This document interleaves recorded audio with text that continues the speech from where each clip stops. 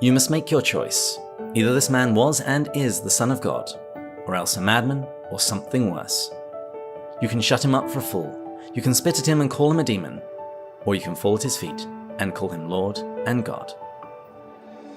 This is Pints with Jack, Season 5, Episode 46, The Trilemma, After Hours with Jimmy Akin. Good morning, everyone. Pints with Jack is your favourite weekly C.S. Lewis podcast, where Andrew, Matt and I break down and discuss the works of C.S. Lewis. This season, we've worked our way through the Four Loves. We then had Ecumenism Month, where we interview people from diverse religious backgrounds who all love Lewis. And we're now in Apologetics Month, where we're examining some of Lewis's favourite arguments for clear thinking, theism, and Christianity.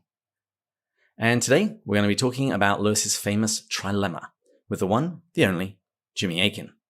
Jimmy Akin is an internationally known speaker and author of many books such as A Daily Defense, The Fathers Know Best, and The Drama of Salvation.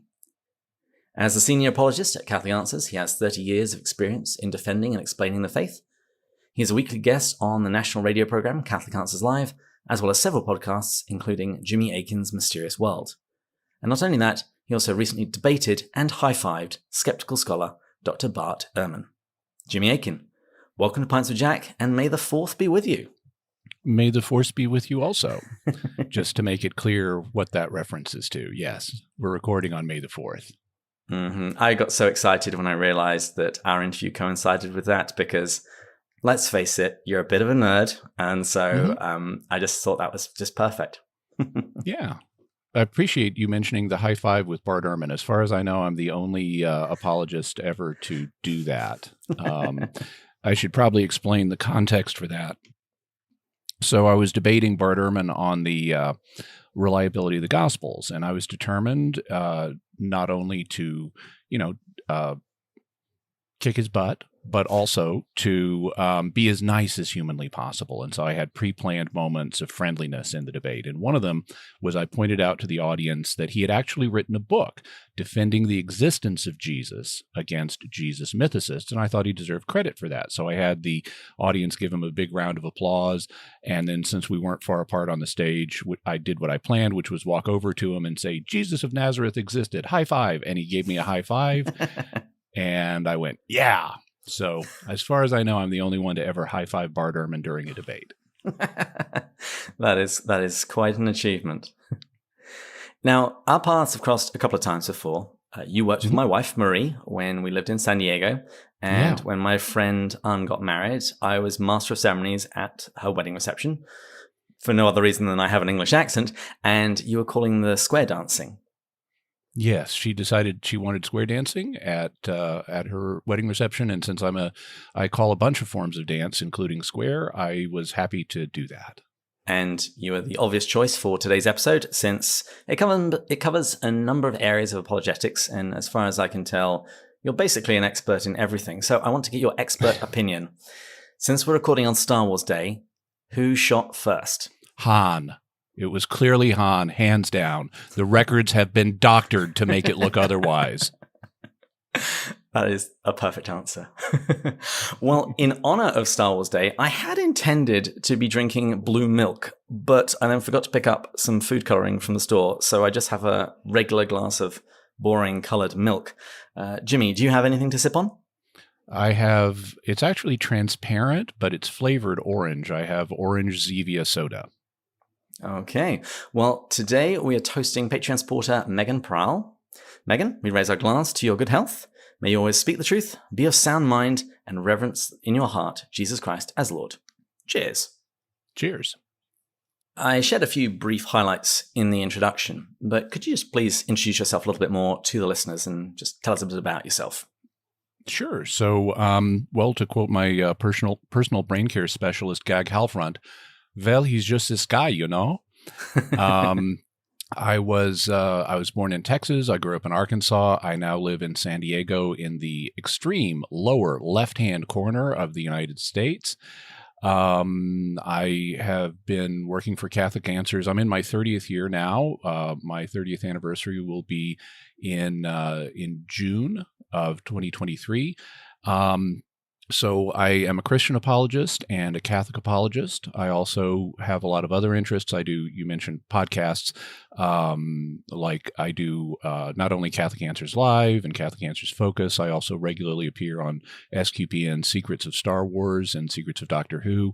But the one I'm best known for is called Jimmy Akin's Mysterious World. And every Friday, we look at a mystery. Could be a natural mystery, could be a supernatural mystery, could be a paranormal mystery. And we look at it from the twin perspectives of faith and reason. And unlike other mystery-oriented shows, we don't just try to generate wonder and, what if, just imagine if this ridiculous thing were true. We actually try to solve the mysteries to the extent they can be solved. So we've got about 100,000 listeners. And so check out Jimmy Akin's Mysterious World. I was recently on Trent Horn's podcast reviewing some of his dialogues, and he was speaking with one guy that was arguing that Fatima was caused by aliens. Oh, and really? I told Trent, call Jimmy, get him in there now.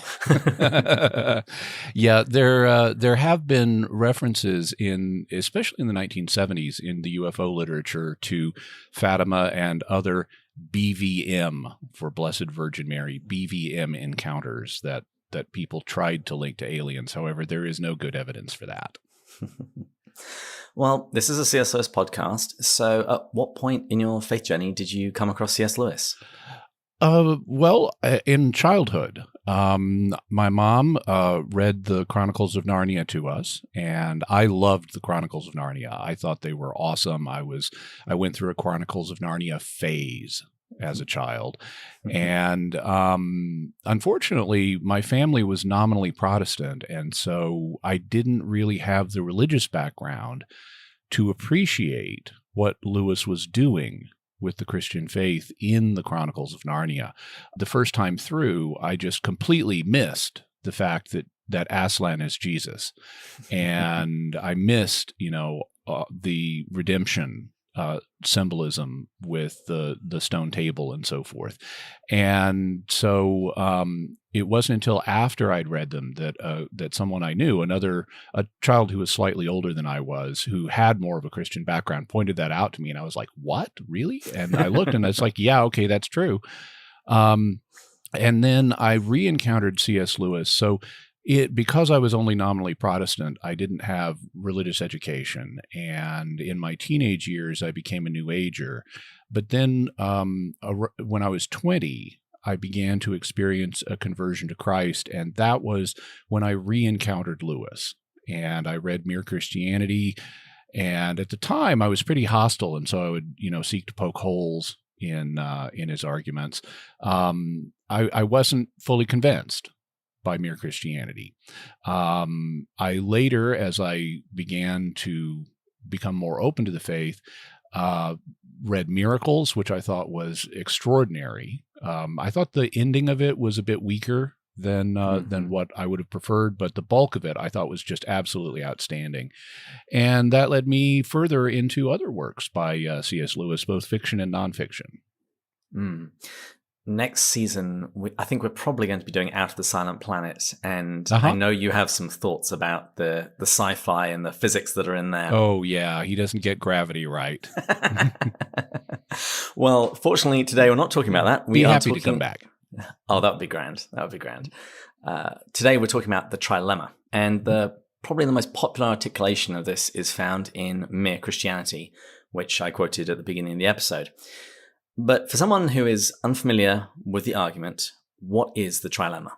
Well, basically, it's an argument that he is using to prevent his audience from trying to dismiss Jesus as just a good moral teacher. There were, in the early 20th century, it was still a dominantly Christian culture in Britain, and there were lots of people who would want to say they wouldn't want to say anything disrespectful of Jesus, and so they would want to praise him in some way, and yet they wouldn't go all the way and conclude that he's the Son of God and the Messiah and the Savior, and I need to become a Christian and take him seriously. So there was a kind of a desire on the part of many people to find a way to praise Jesus and acknowledge his significance in history and in British culture, and nevertheless sort of defang Jesus. So you don't have to actually follow Aslan. And one way of doing that was to say, well, he had lots of great teachings. He was a great moral teacher. You know, the golden rule is awesome, and love your enemy. I mean, that so rocks, but you know, this other stuff, I think that's all exaggeration. I don't think he really was the Son of God. And so Lewis proposed this trilemma to rebut that objection. This is in Book 2, Chapter 3 of Mere Christianity. And what Lewis says is, I am trying here to prevent anyone saying the really foolish thing that people often say about him. I'm ready to accept Jesus as a great moral teacher, but I don't accept his claim to be God. That is the one thing we must not say. A man who was merely a man and said the sort of things Jesus said would not be a great moral teacher. He would either be a lunatic on the level with a man who says he is a poached egg, or else he would be the devil of hell. You must make your choice. Either this man was and is the Son of God, or else a madman or something worse. You can shut him up for a fool, you can spit at him and kill him as a demon, or you can fall at his feet and call him Lord and God. But let us not come with any patronizing nonsense about his being a great human teacher. He has not left that open to us. He did not intend to. Okay, so let's break that down. Let's look at each of the options. So what's the problem with saying that Jesus was a liar? Well, I think first we should maybe comment on the overall success of the argument before we start supplementing it. Because the way Lewis phrases it, it is not an argument that Jesus is God, or it's an argument that he is not simply a great moral teacher. Lewis is trying to block that option, and I think he does it successfully.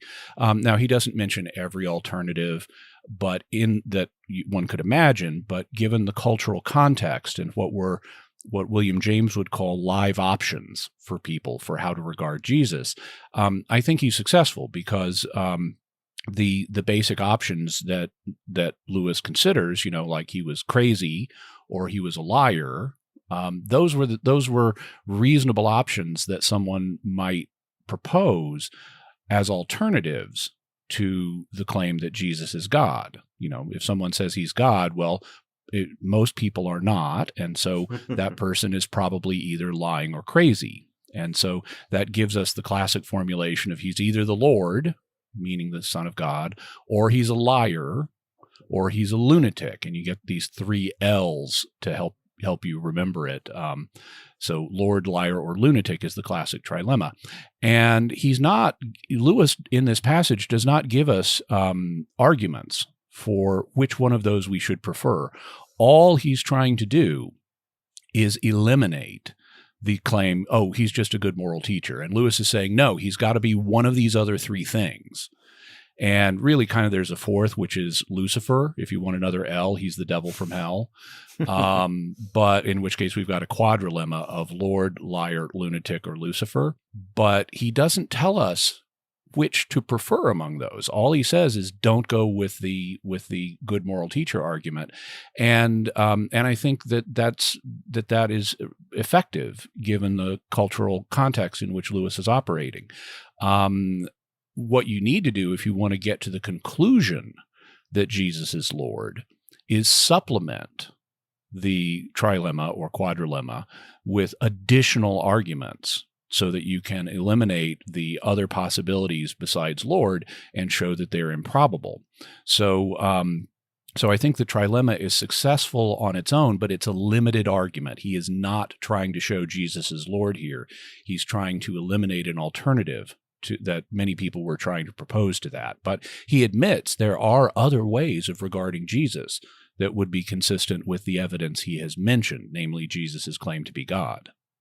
But are they fully consistent, though? I mean, he is presupposing that the New Testament basically is accurately recording, at the very least, the things that Jesus said, maybe not the things that he did, because as soon as you get into the realms of miracles, that's a little different. But is it compatible to think that Jesus was a liar based on what we see in the New Testament? Well, okay, that's why I phrase myself carefully. What Lewis is doing in this passage is he's citing Jesus's claim to be God, but he doesn't go into other material from the New Testament. And so you do need to look at other material in the New Testament for a fully orbed treatment of this. And so if you want to look at, well, what are the odds that Jesus was a liar? Well, okay, let's think about that. There have been people who have claimed to be God who were consciously lying. But those same people tended not to teach the way Jesus did. They tended not to have the kind of ethics that Jesus proclaims. One of the things that is widely acknowledged by not just believing Christians, but also by other people, including skeptics, and many skeptics at least. I mean, there are variations in every community, but many skeptics will acknowledge, and Jewish figures who also don't believe in Jesus will acknowledge that he really did teach on a moral level that was superior to a lot of what was going on in his day. The love your neighbor ethic, and even love your enemies.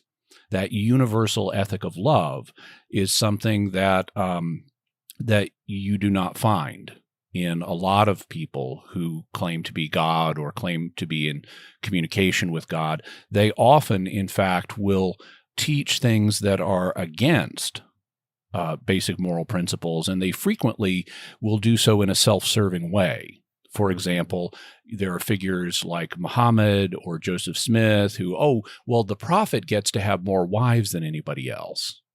And they end up either doing things that will make them money or get them lots of sex or things like that. And that can raise questions about, well, just how ethical is this guy? The more ethical a guy appears to be, the less likely it is that he's a liar, because lying is contrary to fundamental morality. And so if we have Jesus preaching these very lofty ethics and doing so in a consistent way, where he doesn't have a harem on the side and he's not got a secret bank account where he's raking in lots of money, then that suggests his behavior is consistent with the ethic that he's preaching.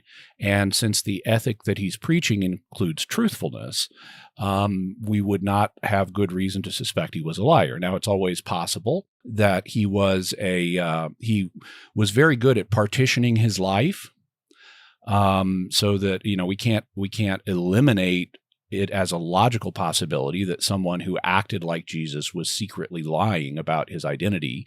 But it's not probable. The probability based on his observed behavior is he was telling the truth.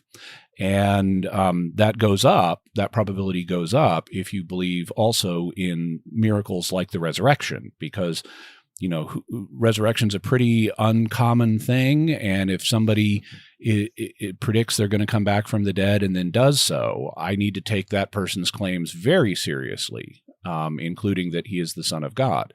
But, and I'm sure we'll come back to that point, but fundamentally, we don't see good evidence that Jesus acted inconsistently with his own ethic, which included truth-telling. I mean, he refers to the devil, for example, as the father of lies, and he's clearly against the devil in the gospel, so he's also clearly against lying. We don't find, from all the evidence we have, Jesus lived a life that was humble economically, if we can put it that way. We know he came from a lower-class family. Because of the offering that's given at the temple when he is born. It's the offering for the lowest, most economically deprived class of Israelites. And then he grows up as a tectone, which is a kind of workman, which is a lower class manual laborer position. And then when he begins his ministry, he doesn't build palaces for himself. He travels around itinerantly. One of his sayings is, foxes have dens and birds have nests, but the Son of Man, meaning himself, doesn't have anywhere to lay his head. He's living this itinerant existence supported by meager donations, and we don't have any evidence of the accumulation of wealth. We also don't have any indications of the accumulation of sexual favors, as he's not even married to one wife. And under Jewish law at the time, he could have taken multiple wives, but he's not even married to one. And we know that because if he had been married, then there would be a Mrs. Jesus out there. There would have been a literal bride of Christ. And there clearly wasn't, because in the writings of the New Testament, not only is a Mrs. Jesus never mentioned, but what is mentioned as his bride is the church, that he's married to the entire church. He also preaches an ethic of celibacy, saying this isn't for everybody, but if you can accept it, you should. And he is presented as the pinnacle of spirituality. It would be very unexpected for him not to be celibate, and all the evidence we have indicates that he was. So we see consistency in his observed behavior with his moral code, and that would suggest he is not a liar. But it doesn't mean he's not crazy. Well, that is the next option. Why should we not think that Jesus was crazy? Because even after all, in the Gospels themselves, they record his family at one point thinking that he's out of his mind. Well, actually, that passage, it does not clearly indicate that. The passage you're thinking of is in the Gospel of Mark, and what it says is that his family came to see him because they were saying he's out of his mind. And the question is, who is the they that's being referred to? But at this point, Jesus has become a public figure. And so by this point, he has this reputation, and the family has obviously heard from somebody something that has concerned them enough to come investigate. And that suggests that the reason the family came was not because the family thought he was crazy necessarily, but because they, meaning the public or the people they were hearing from, were saying he was crazy. So I actually don't think we can attribute that safely to his family. What I would say is that if you want to propose he's not Lord, lunatic is your best option, because it's harder to disprove insanity than some other things. Psychology, even today, has trouble diagnosing people. It's actually a serious problem in psychology that you can have different psychologists look at the same person and come to very different conclusions about their mental state. And at this distance, relying only on these documents, we have to be very careful. Now, obviously, his followers who knew him best. So these are the people who knew him best. His followers did not regard him as crazy. They thought he was very wise and very charismatic and very compelling. Unfortunately, that's not necessarily a reliable perception, because in the 1960s, there was a man here in California named Charles Manson, and he gathered a group of people around him known as the Manson family, and his followers thought he was Jesus Christ because he claimed to be Jesus's reincarnation. And they thought he was very charismatic to them, and they thought he was very wise, and they thought he was very sane, and they thought he was the Son of God, and they were completely wrong. And he then ordered them to go out and murder people. And if you want to read about that, you can look up the Tate LaBianca murders. But Charles Manson, at least claimed, now he actually may have been lying about this, but he at least claimed to be the Son of God, and he was completely crazy, but he didn't strike his followers that way. And so we have to be a little careful with how did the people who knew Jesus best, his own followers, perceive him. I would say, though, that based on various indications in the gospel, I don't see evidence of Jesus being mentally ill, especially not having extreme mental illness. But once again, it comes back for me to the resurrection. If a person predicts his death and then dies, and predicts his resurrection and comes back from the dead, then that's a strong indicator he wasn't just crazy. He might have been crazy if he said, oh yeah, I'm going to get in trouble with the authorities and they're going to kill me, and then I'm going to come back. And if he doesn't come back, well, that would be evidence he was crazy. But if he does come back, that's evidence he's not crazy. And so I think the evidence for the resurrection ends up supporting the premise that Jesus was not simply a lunatic. Now, some people, and I think Richard Dawkins, I think I've heard him say this, they try a softer option. They don't say that he was a lunatic or a liar, but just honestly mistaken on the subject of his divinity. Is that a viable option? Well, okay, so if we think cross-culturally, there are various people who do not display symptoms of mental illness who nevertheless think they're divine in some sense, like Shirley MacLaine. She was a New Ager, and so she, and as far as I know, still is a New Ager. And she drew on elements of Eastern thought that would hold that, well, kind of really everybody is God in some sense, that God and the universe are identical and so forth. And she doesn't display signs of mental illness. I'd say she's wrong. That's not God's relationship to the universe, but she's not mentally ill. Jesus, however, didn't claim to be God in the sense that Shirley MacLaine does. Jesus claimed to be the Son, the divine Son of the one God that was worshipped by the Hebrews and that was completely separate from creation. So Jesus claimed to be an uncreated being in contrast to everybody else. All of the other people on earth are created beings. And Jesus is saying, yeah, that's what I'm not. So he was claiming to be God in a unique and extraordinary sense. And it's much harder to see how someone could come to this view without some kind of disordered thought process. Now, whether you want to call that mental illness or really bad logic, they amount to the same thing. There would have to be some kind of disordered thought process for an ordinary human to come to the conclusion that he was uniquely God in the sense that Jesus claimed to be. I don't see how an adult with a proper understanding of what God meant in their culture could come to the conclusion that, oh yeah, that's what I am, without some kind of seriously disordered thought process. And so I would say whatever other characteristics Jesus may have displayed in terms of his mental function, there would have to be something seriously wrong for him to arrive at this delusional conclusion.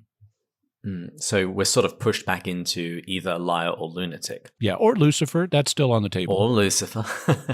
Well, one objection which is often raised by Muslims, Jehovah's Witnesses, Unitarians, and even some skeptics is that they reject the Lord part, that they will make the claim that Jesus never claimed to be God. Bart Ehrman has a book with a very similar title. So in terms of Lewis's dilemma, they would contend that Lord, in its full divine sense, isn't an option. How would you respond to this? Well, I would say that's not consistent with what we see in the Gospels. Now, you don't have to believe that the Gospels are inerrant, like Christians would, or many Christians would, but they are, I would certainly argue, historically reliable, and they do indicate that Jesus thought he was more than human. Now, on the Jehovah's Witness sense, they think he was an angel. They think he was the Archangel Michael. Muslims will think, no, he's just a human. Clearly, Jesus claims to be more than human because not only do we see in the Gospel of John multiple instances where he indicates his divinity, like, for example, at one point he's talking about Abraham saw my day and rejoiced, meaning Abraham, prophetically envisioned it or something. And his critics say, well, how can you have seen Abraham? You're not yet 50 years old. And he says, before Abraham was, I am. And I am, in Greek, ego eimi, was used in Exodus as one of the names of God. When God appears to Moses in the burning bush and says, go to the Israelites and you're going to deliver them. And he says, well, who shall I tell them sent me? God says, say, I am has sent you. And so Jesus is using one of the names of God from the Old Testament and applying it to himself, implying he was there in divine form when Abraham envisioned his day.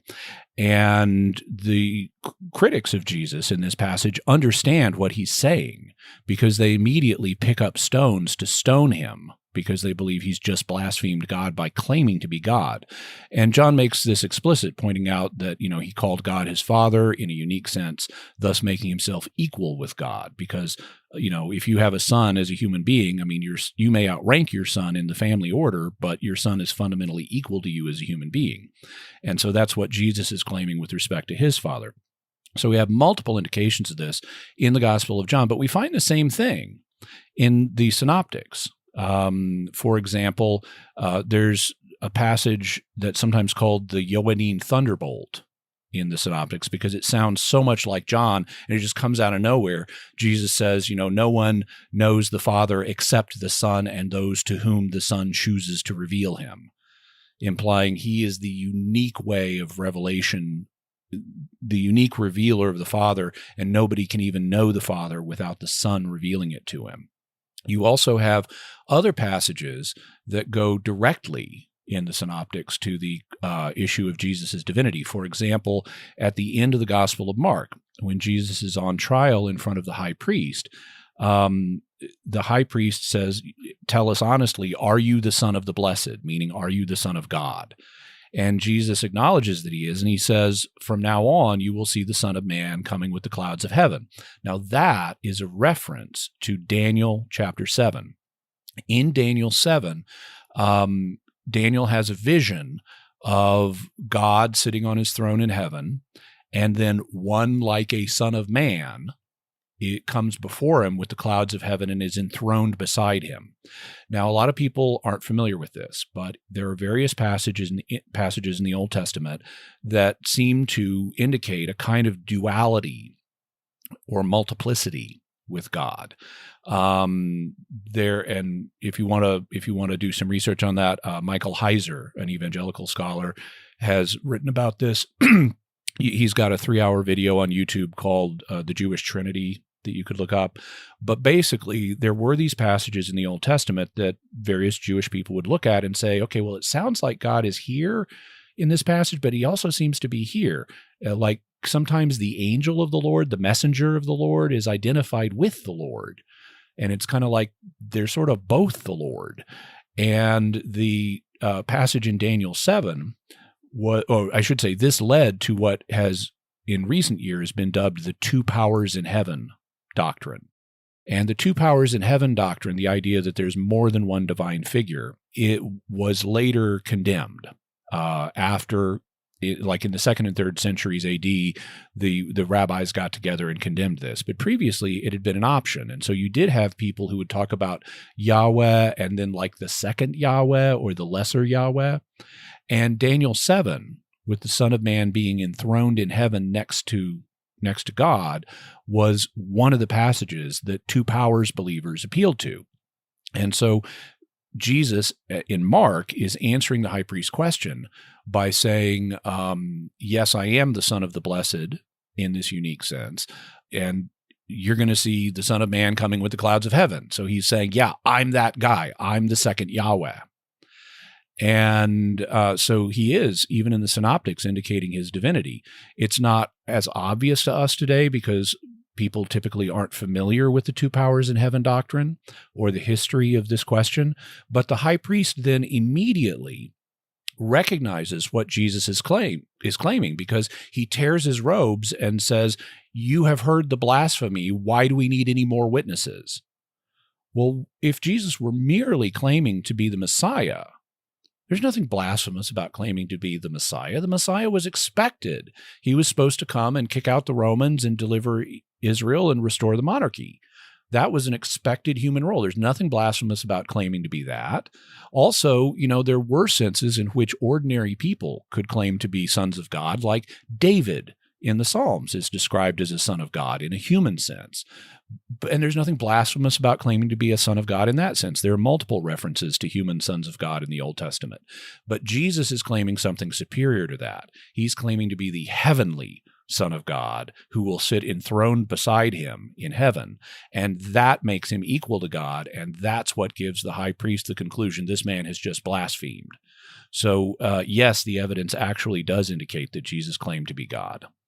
Whenever I meet somebody who denies that Jesus claimed to be God, I just ask them, what was he charged with? that deserve death from the Jewish point of view? Uh-huh. Probably the most common response I hear to the trilemma is that it is not exhaustive. And the main option that people want to add is another L, legend. Mm-hmm. So they say, why can't the accounts of Christ be legendary? And sometimes they want to go legendary in the sense of mythesis, to claim that Jesus never even existed. So it's made out of whole cloth. Or in a more modest fashion, where it's claimed that Jesus was indeed a first century teacher, that good moral teacher idea, but that his stories over time became exaggerated, and both in terms of his deeds, his miracles, and his own divine claims. So, what do you make of Jesus as a legend? Okay, so the idea that Jesus never existed, the mythicist claim, simply does not fit with the historical evidence we have. There are various ways of showing that. One of the ways that I like to use is to use a kind of where there's smoke, there's fire argument. One of the things that's very clear is that Christianity did not exist before the first century. The Christian sources we have themselves admit that. And that's not something you want to do if you're a religion, because in religion, antiquity matters. And so you don't say, oh, yeah, we're brand new, unless the historical facts make you say that. And, they're undeniable. And so in the early Christian sources and secular sources that we have indicate that Christianity began in the first century and really around, around AD 30. Yet, if you then track the growth of Christianity, you find that they are all over the place very quickly. We have references in Roman historians to them being in Rome by the AD 60s, because they played a role. Nero tried to blame the fire of Rome that began in AD 64 on the Christian community. So we know they were there then. We also have indications they were there even earlier during the reign of Claudius, which was in the AD 40s and early 50s.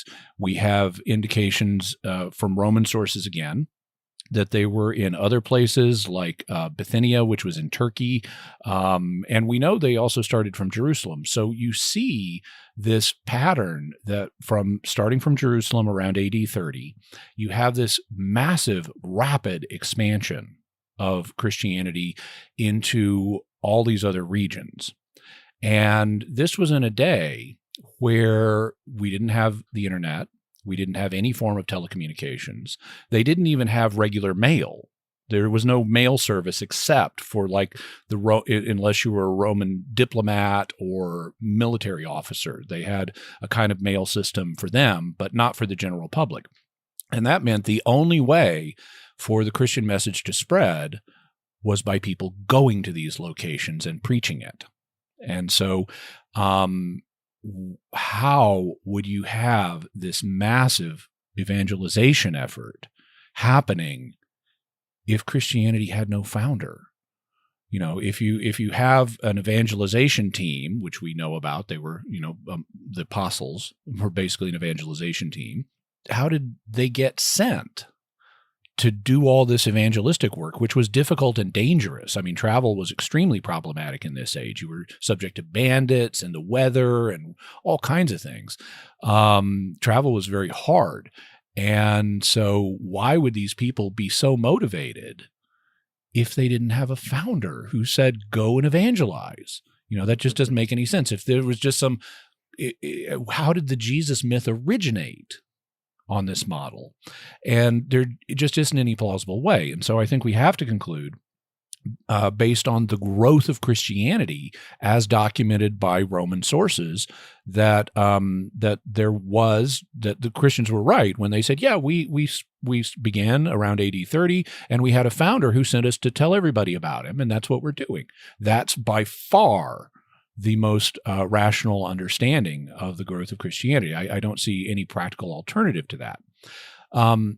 Then there is the question of, could the stories about Jesus be elaborated? Could they be, even though Jesus did exist, could the stories that we find in the gospel, could those be just legendary accretions? Well, legends do develop over time, but when you study the Gospels themselves and the evidence for when they were written and who wrote them, there's not room in there for a kind of uncontrolled game of telephone, where people repeat stories about the historical Jesus and then they get distorted over time with many retellings, because that's not what the Gospels are. The Gospels, I've done a very careful study. Most people have not. Even people, even many Bible scholars just tend to accept the dates that they're told for the Gospels, and they don't really study the issue themselves. But I've done a very detailed study of the writing of the Gospels, of the dates for when they were written. And the evidence points to them being written between AD 55 and AD 65, which is, AD 55 would be like just 22 years after the crucifixion, which occurred in AD 33. And I can remember things that occurred 22 years ago. I mean, for me, a bunch of people can. If you remember 9/11, guess what? That was 21 years ago. And so if you can remember the year 2000, that was 22 years ago. So if you can remember events like that, those memories can easily be preserved down to the time of the writing of the first gospel, which was Mark. And then the others are written within 10 years of that. And the Gospels were written, we have very good evidence they were written by the people whose names are on them.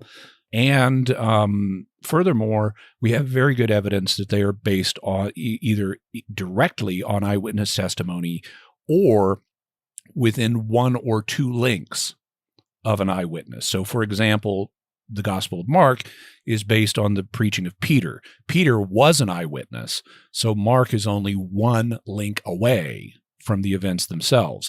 Others, like John is explicitly written by an eyewitness. So it's 0 degrees of separation from the events themselves. It's the eyewitness who's writing this. And if you want evidence for that claim, I would suggest checking out the book Jesus and the Eyewitnesses by the British scholar Richard Bauckham. It's outstanding, and it goes through this in great detail. So I don't think that there's room. I mean, I could say more about all this, but I don't think that we have a good case for this material being legendary accretions. It was written down too quickly by people who were in too close a connection with the events for it to simply be legends that got distorted over time by multiple retellings.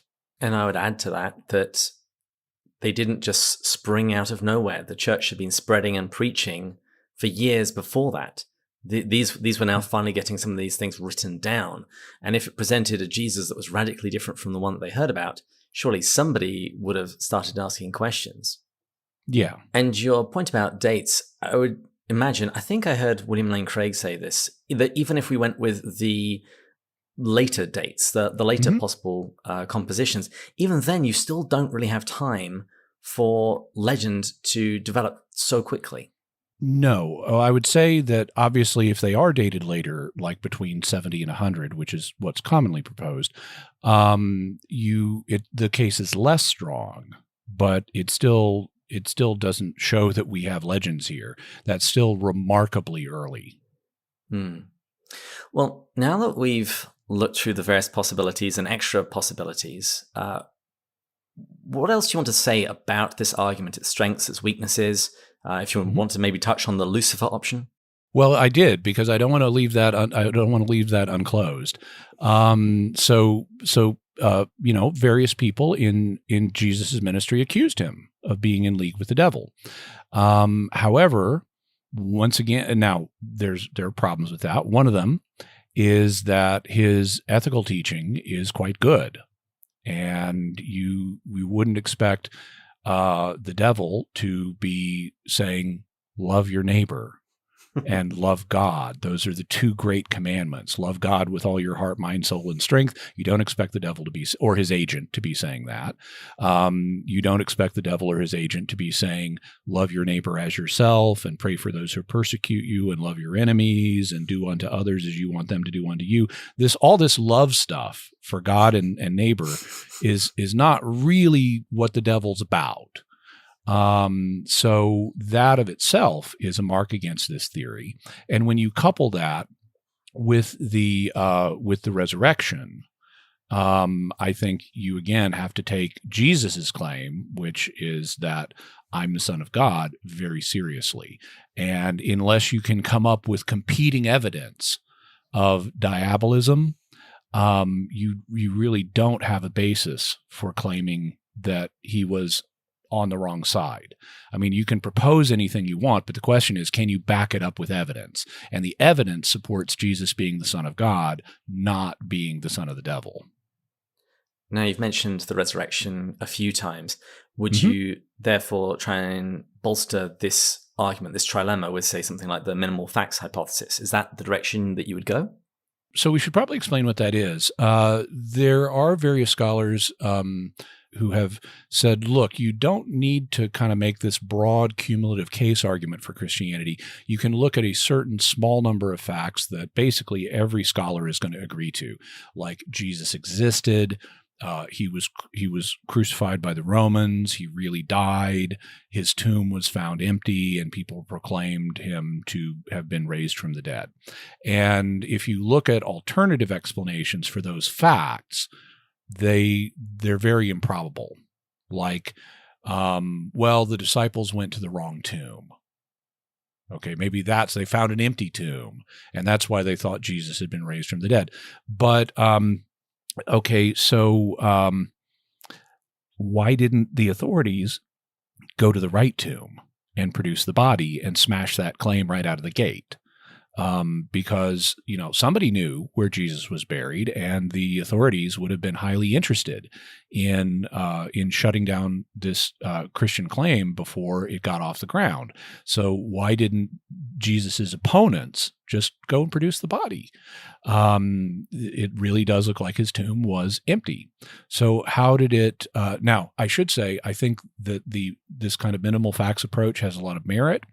I make a tweak to it, though, that I haven't seen others do. As far as I know, this is unique to the way I argue this. But there's one more fact that needs to be brought into the picture to strengthen the argument, and that is the fact that not only did the disciples claim to see the risen Jesus, they claimed to see the ascension. And that's important, because that's the explanation for why, if you're in the first century, you can't just go to Jerusalem today and go meet Jesus and ask him about all this. He's not here anymore. He ascended to heaven, and he's going to come back from heaven one day. And so that is a very important claim that is, it's all over the New Testament. It's not, the ascension is mentioned at the end of Luke. It's mentioned at the beginning of Acts. It's mentioned in Paul's epistles multiple times. You have all this attestation that Jesus is in heaven now, and we're waiting for him to come back. All of those imply the ascension. And so the ascension is a very important fact that I think needs to be included in the case, because even if you say something like, well, maybe Jesus was wounded on the cross, and kind of went into a coma, but didn't die. And then they buried him, and then he somehow revived in the tomb. This is known as the swoon theory. He swooned on the cross, and then he revived in the tomb and somehow summoned the strength to force the big rock away that was supposed to keep people out, and somehow he managed to dislodge that and get out and appear to the disciples, so they saw him, alive again. That doesn't explain how he could fly. It does not explain the ascension at all.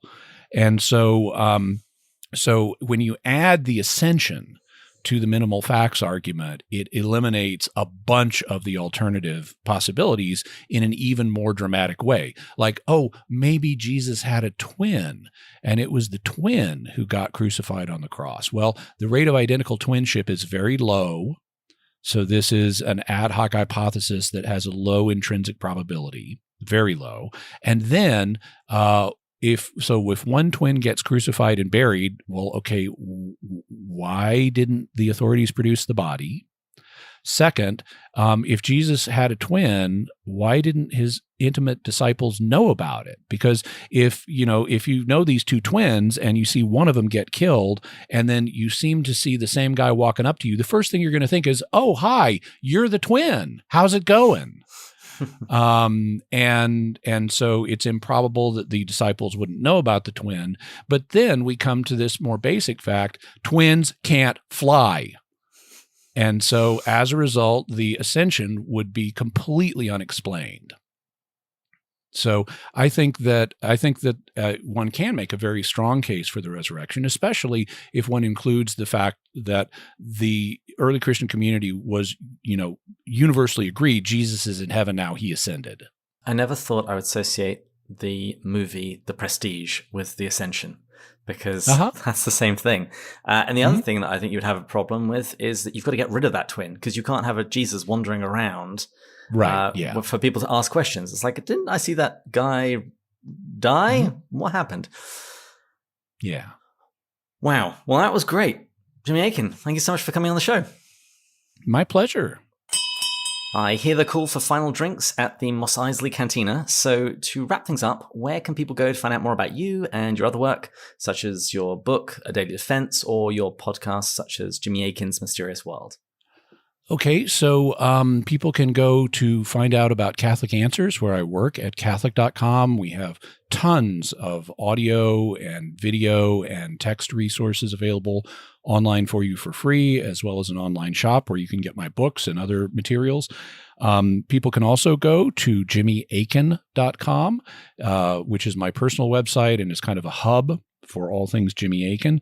You do need to spell my name correctly to get there. That's the only thing I ask, and the internet requires. Jimmy is spelled the normal way, Jimmy, and Akin is spelled the normal way. It is just 4 letters, exactly like it sounds. Akin. So it's Akin. There are no T's, E's, S's, or extra I's in there, just 4 letters. Akin. So you can go to jimmyakin.com, and you will find links there to the various podcasts I'm on, including Mysterious World. You can also go to my YouTube channel, which is youtube.com/Jimmy Akin. And we have video versions of Jimmy Akin's Mysterious World there. Like I said, we've got a new mystery that comes out every Friday. They're really fascinating, and we look at them from the perspectives of faith and reason. So it's whether it's the Kennedy assassination or Bigfoot or historical mysteries or religious mysteries or psychic powers or anything like that, anything mysterious, check out Jimmy Akin's Mysterious World. And I'm also trying to build my YouTube channel, so when you go by there, it's also in any podcast directory. So if you like to listen to an audio podcast on your phone or whatever, you can do that. Just look it up in Apple or Stitcher or wherever. But if you do check out the video version at youtube.com/Jimmy Akin, I am trying to grow my channel, so please subscribe and hit the bell notification so that YouTube is forced to tell you whenever I have new content. And I don't just put out Mysterious World there, I also put out apologetic videos, and you can see my Bart Ehrman debate there. So another reason to go by. And on your website, jimmyakin.com, spelt the normal way, you've got tons of resources that you had pre-written in anticipation of that debate. So if anyone has ever read any of Bart's stuff, this is the place you need to go. Thank you. And you can get there easily by going to jimmyakin.com/Bart. And your co-host at Mysterious World, Don. Listeners, if you've ever enjoyed the chapter markings that we have in Pints with Jack, he's the guy who showed me how to do that. So you can thank him. Cool. And thanks to Jimmy for coming on the show. Thank you all for listening, to our Patreon supporters, particularly our top tier supporters. We now have several Deborahs. So Deborah 1, Marvin, Joel, Thomas, Deborah 2, Anonymous, Bill and Joanna, Snort, Bud, Shane, John, Kevin, Brian, Kay, Paul, Kimberly, Gillis, Gary, Stephen, Matt, Kelly, Chris, John, James, Kate, Peter, David, and Rowdy. If you've enjoyed this episode, please share it on social media and make your guess. Liar, lunatic, Lucifer, legend, or Lord. And please join us next time when we'll be wrapping up Apologetics Month, and I'll be interviewing Dr. Holly Ordway about imaginative apologetics. And we'll continue going further up and further in. Cheers. Cheers.